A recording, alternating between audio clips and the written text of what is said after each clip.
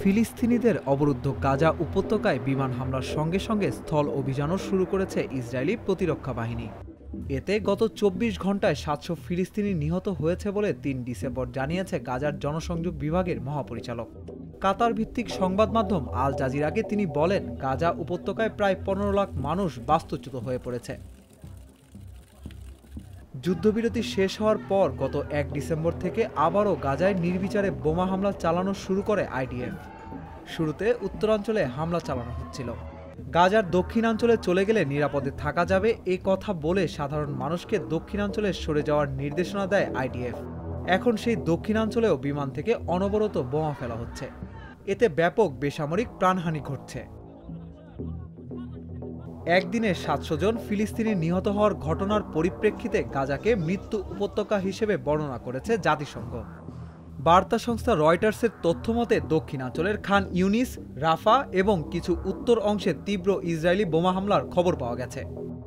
গাজার বাসিন্দারা বলছেন, দক্ষিণাঞ্চলে ইসরায়েলি স্থল অভিযানের আশঙ্কা করেছিলেন তারা।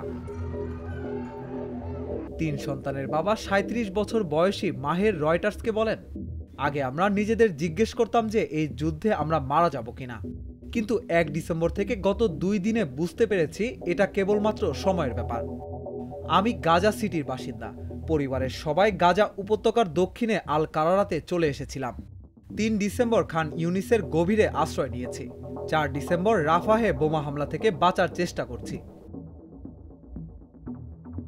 বর্তমানে গাজার দক্ষিণাঞ্চলের খান ইউনিসকে লক্ষ্যবস্তুতে পরিণত করেছে ইসরায়েল।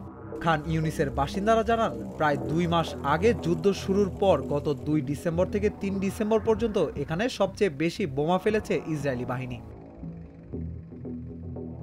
জাতিসংঘের শরণার্থী বিষয়ক সংস্থা হুঁশিয়ারি দিয়ে বলেছে, ইসরায়েলিদের এমন অব্যাহত হামলা গাজার বাসিন্দাদের মিশরের দিকে ঠেলে দিতে পারে। খান ইউনিস থেকে সাধারণ ফিলিস্তিনিদের সীমান্তবর্তী রাফাহে চলে যাওয়ার নির্দেশ ছিল এরই অংশ। এতে সেখানে মানবিক বিপর্যয় সৃষ্টি হতে পারে। এদিকে চলমান গণহত্যাকে স্বীকৃতি না দিলেও বেসামরিকদের মৃত্যুতে উদ্বেগ প্রকাশ করেছে যুক্তরাষ্ট্র।